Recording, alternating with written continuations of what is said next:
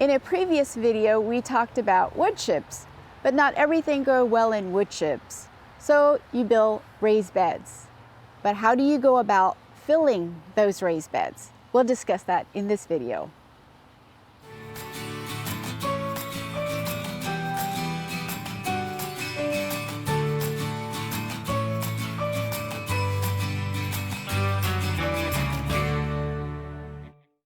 In our previous video, we talked about wood chips and how we converted our yard into wood chips and how our trees love it. Since not everything goes well in wood chip, we built a raised bed. And we built a huge raised bed. It is 16 foot long, 12 foot wide, and the width of the beds itself is 4 foot wide, and the walkway is 4 foot wide. We assembled all the panels on our driveway first, and then we brought the panels to its final destination. We laid it on top of cardboard and we assembled in place. And once it's assembled, we put down a metal mesh or hardware cloth so that ground animals don't come up. So this is how we fill it once the metal mesh or hardware cloth is in place. So the bottom 35%, we filled it with brush or yard debris. And then the next 35, we filled it with fill dirt. And the top 30% or so, we filled it with good garden soil. The key takeaway here is that your top soil needs to be good garden soil filled with a good amount of compost. Over time, the soil settles and it settles and it lowers the dirt level. I think what Daisy was trying to say is that because we started with brush in the bottom of our bed, and then we put soil on top of that, the brush is going to compress. Soil is going to work its way into the brush as it rains and water flows through it, taking that soil with it, and the brush itself is going to decompose somewhat over time. Anytime dirt gets disturbed, it fluffs up. It gets air in between all of the grains and fibers, so it takes up more room and it's more light and fluffy after you've moved it. So over time, it will compress naturally. So if you add the natural compression of our soil with the decreasing space taken up by the brush in the bottom of our beds, it means that our soil level in the bed has probably dropped a good 4 to 6 inches. Since it has settled much more than we had anticipated, we will have to raise up our soil level. And we will do that each season that we plant. We will add more soil to the top.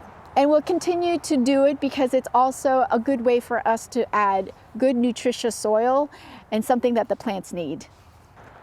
So after building the big bed, we decided that wasn't enough room for some of the things that we wanted to grow.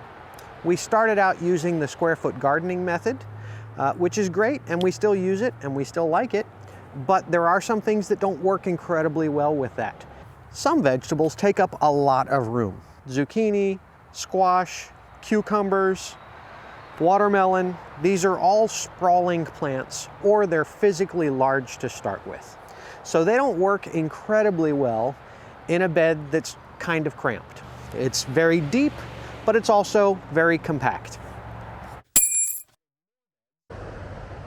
So compact is probably a poor choice of words. Dense is probably more accurate. Our beds, the big bed in particular, are generally adhering to square foot gardening, which means that every square foot has a different plant in it. We like that approach, but it does mean that everything is planted quite densely. If you throw in something like a zucchini or a squash, which is quite large, they're going to take up more than their 1 square foot, or it's going to impact the other plants around it. So we added more beds, and we didn't want to spend as much money or take as much time as we did with the big bed. So we made the smaller beds. These are very simple. It is basically a 2x6. They're 16 feet long, 4 feet wide, so the same basic dimensions as the big bed, except that they're individual instead of joined together.